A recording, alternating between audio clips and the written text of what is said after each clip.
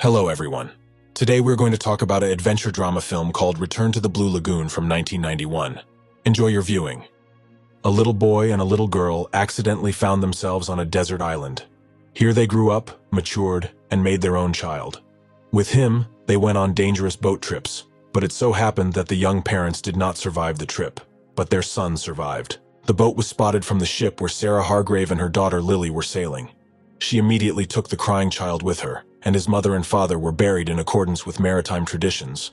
Soon after this event, the ship's doctor told the captain some unpleasant news. There was an outbreak of cholera on the ship. The captain realizes that no port will accept their ship while there are sick people on board, so he decides to save at least Sarah and her children. He puts them in a boat with a sail and gives them a supply of water, and one of his men to take the woman and child to the safe shore. But Kearney was far from a gentleman. He immediately suggested that Sarah throw the boy overboard and leave her baby behind, as long as the girl didn't cause trouble. Moreover, the supply of fresh water is enough for one person for a long time, but if you divide it into 4, the reserves will quickly run out. So Kearney refuses to give the children water. A boy named Richard starts to cry. This drives Kearney crazy. He reaches out to throw Richard out of the boat. Sarah grabs a buggy and hits the sailor several times with it. The man drops dead, and Sarah coldly throws him into the water. However, they have to sail for a long time, and their water supply is running low. The ocean never ends. Finally, their boat reaches the shore of a tropical island. Sarah unloads the children and her trunk with the belongings she had packed over the protests of the assistant captain. She uses the boat's sail to make a shelter from the rain and sun. Underneath it, Sarah arranges a modest shelter for herself and her children. Sarah is a woman who is not afraid of anything. She has experience of living in harsh conditions, and so she quickly built a device for processing coconuts, found where bananas and other fruits grow, and learned how to fish. However, during a storm, she realizes that living on the beach under a canopy is not the best idea. She takes the children and goes to find a quieter and more secluded place on the island.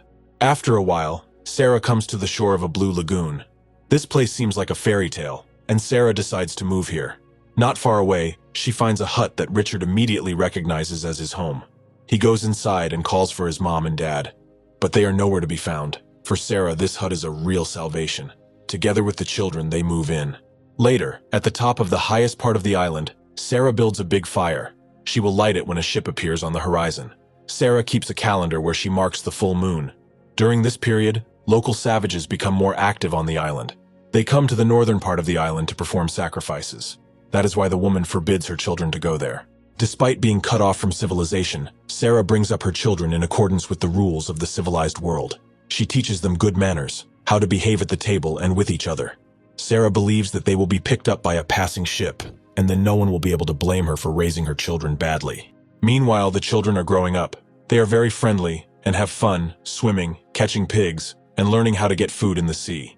Sarah tells Richard that she is not his real mother, but the boy still considers her his mother.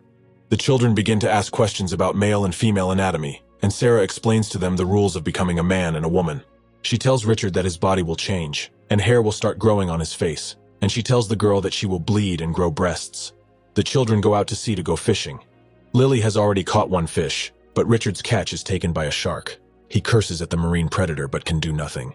While they were fishing, their boat became untethered and started drifting towards the shore.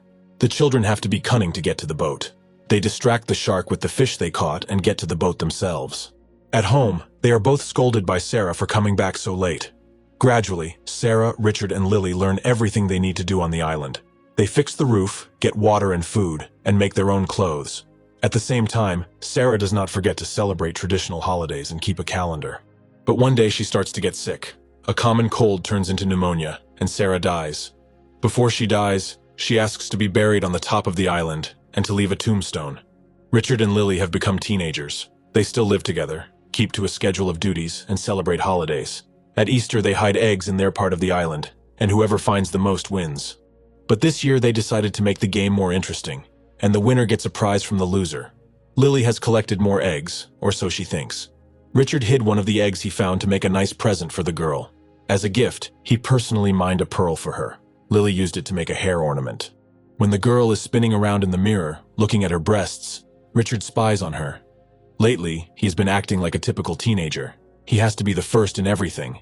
He even decided to compete with the shark in speed, which he later bragged about to Lily. Otherwise, there was no point in competing at all if you can't tell anyone about it. Lily pretends that Richard is a braggart, and she doesn't like it, but she is still drawn to him. Hormones also begin to rage in her body, making her look at the boy differently. One morning she started bleeding, and the girl realized that she had become a woman. Now she and Richard sleep in different beds. Lily managed to experience this moment alone, although the boy later found out about the girl's bleeding. Lily also learned something about Richard's morning routine. This peculiarity excited and made the girl laugh. The hormones in Richard's body expanded so much that he began to do more and more rash and risky things. For example, he went to the northern part of the island. Here he found frightening skeletons of dead people and then met savages. To avoid them noticing him, Richard covered himself in mud and watched their rituals. When they finished the ritual and dispersed, Richard took the spear of one of them, but then one of the savages ran out. Richard pointed the spear at him and was about to kill him, but he did not. They smiled at each other and went their separate ways. Lily spent the whole evening looking for Richard, and when she met him, they decided never to quarrel again. They kissed in the sunset rays, sealed their promises. After that, Lily and Richard got married. They wove their wedding rings and had a ceremony. Since then, Richard and Lily have lived as husband and wife. One day in their married life, they saw a ship at sea. The boy and the girl ran to the fire to light it, but they were afraid and decided to wait. They watched the sailors through a spyglass, trying to figure out if it was safe to show themselves. But when they saw a girl in a boat swimming to the shore, they hurried to meet her. The team was surprised to see civilized people on a lost tropical island. Richard and Lily introduced themselves to the ship's captain, Jacob, and they were introduced to the captain's daughter, Sylvia. The girl took an immediate liking to Richard, and the crew members kept their eyes on the half-naked Lily. Richard and Lily invited Jacob and Sylvia to dinner. They told them about their lives. In return, the captain and his daughter brought them clothes to cover their bodies. The boy and girl showed the sailors where to get water, and Richard helped with carrying the barrels. Sylvia began to seduce Richard. She put a blush on her cheeks, and the boy liked it. This made Lily jealous. When Sylvia found out that instead of dancing, the couple just jumped around like children, she decided to teach them how to dance. She started teaching Richard first. Offended, Lily ran away from the dance lesson. When Richard and Lily went to bed, the boy confessed that he was attracted to Sylvia. The next morning, Lily began to imitate Sylvia, but instead of wearing makeup, she put on war paint, which Richard did not like. He sent her to wash her face and decided to teach Sylvia how to fish, but the girl tried to seduce him. Richard refused her advances. He loves Lily and doesn't want to hurt her. While Lily was washing under the waterfall, one of the sailors watched her. He noticed not only the girl's body, but also the pearl that Richard had given her. He dragged Lily into the hut and told her to give him the pearl. Lily called for help, and when Richard heard her scream, he rushed into the fight. But it was not easy to cope with an adult sailor, hardened by long voyages. The sailor grabbed a gun and shot Richard, but did not have time to finish the job. The guy was fast and agile. The rest of the crew and the captain came running to the screams and sounds of the struggle. They forced the sailor to stop, otherwise he could have strangled Richard. When they pulled him away, Richard started running, and the sailor chased after him. On a coral reef, he fell and injured his face. From time to time, he stopped to shoot, but all the bullets flew past. Richard lured the sailor into the water, where a shark came to the smell of blood. It grabbed the sailor and dragged him underwater. The captain and the crew got ready to go. They invited Richard and Lily with them, but they refused. They do not need the civilization that these people carried with them. They are ready to exchange it for life in their tropical paradise. Moreover, Lily is expecting a baby. She does not want her child to grow up in a world ruled by deception and cruelty. Lily gave birth to a healthy and beautiful daughter, and the three of them lived happily on the island. Emma and Dean set off on a journey together, but at one point they accidentally got stranded on a deserted island, where they became closer and closer every day. The movie begins with a demonstration by Emma. Being an excellent student, she tries to do everything at the highest level, even creating a full-fledged study plan. Dean is the complete opposite. When she arrives at school, Emma meets her friend Lizzie, but their conversation is interrupted by a local popular person who says hello to Emma. Lizzie is surprised by this and starts joking with her friend. Soon, it's time to go back to class. Christian announces that tomorrow they will go on a new trip to study the island's fauna. Lizzie tells him about what happened this morning. She hints that things might be much more interesting during the trip, but Emma doesn't think so. She just doesn't have time for it. Meanwhile, Dean is sitting next to her, eating an apple. This annoys Lizzie, but their friend tells them that she and Dean were in the same class, and he's actually a nice guy. Even Jude confirms this. At the same time, the teacher takes away Dean's knife and calls him to the principal. Because of this situation, Lizzie is told once again how bad he is and compares him to a local popular person. A new day dawns. After Emma finishes packing, she thanks her parents for letting her go on the trip. As Emma enters the bus, Stephen asks her how she is feeling. Because of this, Lizzie once again hints to her friend that she needs to act. After a while, they arrive at the hotel. Man announces that the first class will start tomorrow, but for now, they can all have fun. Emma and her friends head to the pool, where they meet Stephen again. Dean is watching the whole thing. Stephen has fun with Emma, and Dean leaves. The next day, everyone starts creating the project except Dean. Later in the afternoon, the friends burst into the room with the news that Stephen has invited them to go on a yacht. Although at first Emma is against it, she agrees. Walking along the deck, she spots Stephen and immediately turns around. Seeing this reaction, Dean asks if she is dating Stephen. Emma just tells him that it's none of his business. In the midst of the party, the Coast Guard orders everyone to go ashore. Due to a strong jolt, Emma accidentally falls overboard, and no one but Dean sees it. Dean immediately rushes after her. Grabbing Emma, they reach the lifeboat. Since Dean is not allowed to get into trouble, he leaves the girl alone, saying that she will get to the island on her own. Suddenly, a storm begins, creating high waves.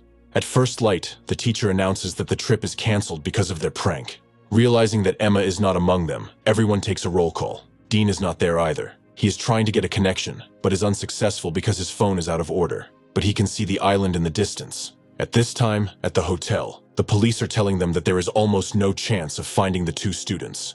Meanwhile, the two of them make it to the island. Emma checks the connection, but there is no signal. After searching the boat, she manages to find a flare gun and heads inland, hoping to find people. Looking back at the Blue Lagoon, Dean says that this place is very beautiful. Dean asks Emma to take a picture of him in front of the flowers. Emma is worried that her disappearance will reduce her chances of getting into a good university. A little later, they walk around the island, but still don't find any people. They have to go back. Walking through the forest, Dean notices a cave and asks Emma to give him a flashlight. When they reach the shore, they realize that the boat has disappeared. All they have left is one life jacket. After searching the entire island, the boat was never found. Emma is constantly working on a rescue plan, while Dean is admiring the island's scenery. Emma asks him why he always stands still, but Dean doesn't answer. Then, Emma takes out the crackers she brought to the party and shares them with Dean. Late at night, Dean lights a fire. Sitting by the fire, Emma asks why Dean kept calling her prom queen. Then he calls her the perfect girl, giving her his shirt. A new day dawns. Emma writes a message for help in the sand, and Dean swims in the sea, distracting Emma. At the same time, at the hotel, the teacher announces that the police have found the missing boat. Being a wealthy man, Dean's father offers a large sum for faster work in the search, but Christian cannot do it. While replenishing water supplies, Emma notices strange noises, which is why she immediately leaves. She sets up a more visible version of the distress call. Dean is watching all this closely. He begins to gather food, and then they create a small place to rest together. It took too much effort, and Dean immediately falls asleep. Emma lies down quietly next to him, and Dean involuntarily turns and puts his arm around her. Emma clearly doesn't mind this. Tomorrow they have a day of washing their bodies. Dean calls out to Emma and asks her where she keeps her sunscreen. Emma says that it is in her bag, but there's a problem because Dean couldn't find it there. Because of this, Emma begins to suspect that there is clearly someone else on the island. While walking on the beach, Dean accidentally finds the remains of a human being, and Emma begins to think that they will not be able to survive on the island. Dean tells her not to worry, because as long as he is with her, they will make it. Then he kisses her, and does something you can't show on YouTube. When Emma wakes up, she doesn't see Dean. She thinks something has happened to him. The girl runs to the forest and sees that Dean has made a grave, because he wants to bury the person who died on the island. Trying to get closer, Emma accidentally stumbles and injures her leg. Dean helps her, and later they swim in the water. A little later, Dean tells her that a long time ago his mother had an accident and left this world. But their conversation is interrupted by a downpour, under which the couple happily jumps, and again engages in activities forbidden on YouTube. Meanwhile, in the city, parents begin to distribute postcards about the disappearance of their children. They even buy a private helicopter, searching over the sea. But there is absolutely no result. Because of this, Jack says that they have done everything in their power. Barbara returns home without finding Emma. At this time, Dean talks about what his mother said about the green glow that appears at sunset. But in his entire life, he has never been able to see it. A new day comes, and the couple goes hunting. In their breaks from work, they spend very efficient time. After finishing up their chores, Emma talks about how he is different from the other guys. Dean also adds that he has often watched Emma, thinking she is perfect. Later, Emma wakes up to the sound of a helicopter. Dean rushes to the tent but can't find the flare gun. There is almost no chance of rescue. After checking the tent more thoroughly, the flare gun is still not found. Emma says once again that there is someone else on the island besides them. Several days pass, but no one has rescued them. Emma is trying to figure out what to do in such situations. Suddenly, they are distracted by a noise coming from the forest. Dean immediately goes to the source of the sound. Eventually, he comes across a panther. Not wanting to become a fresh cutlet, Dean runs away. Emma comes running to hear his screams. But by this time, Dean has already dealt with the threat. A month later, everyone accepted the final disappearance of Emma and Dean. They still managed to see a green flash during the sunset. They also made their lives as comfortable as possible in this environment. Eventually, they get closer and closer. Because of this, Emma starts to feel bad. Dean is interested in this because he thinks she is pregnant, but Emma doesn't think so. Suddenly, the missing things start falling out of the sky. It turns out that all this time the monkeys have been stealing everything in their path. Seeing a gun, Emma shoots into the sky. This upsets Dean, because he dreamed of staying on this island with her.